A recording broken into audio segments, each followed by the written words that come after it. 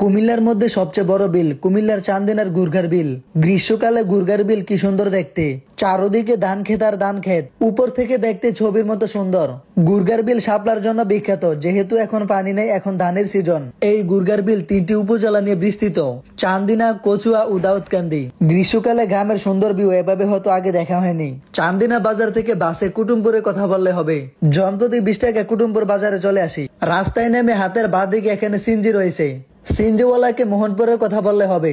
ভাড়া নিবে জনপ্রতি 40 টাকায়। তারপরে দেখতে দেখতে মোহনপুর বাজারে চলে আসি। মোহনপুর বাজারের একটু সামনে, এখান থেকে মূলত গুরগার বিল শুরু। গুরগার বিলের পুরো রাস্তা জুড়ে দুই পাশে সারি সারি কড়ি গাছ, আর দুই পাশে যেদিকে তাকাবেন বিস্তৃত এলাকা জুড়ে ধানের জমি। কুমিল্লার চান্দিনার জনপ্রিয় জায়গা এই কুমিল্লার গুরগার বিল। গুরগার বিলের মাঝখানে ছোট একটি ফুল রয়েছে, এটি ভাইরাল জায়গা এখানের। এই চান্দিনার গুরগার বিলে 3 উপজেলা দিয়ে ঢুকা যায়। এইসব সৌন্দর্য দেখলে মন জড়িয়ে যায়। গুরগার বিল এক এক সিজনে এক এক রকম দেখা যায়। বর্তমানে গ্রীষ্মকাল, তাই এখন ধানের সিজন।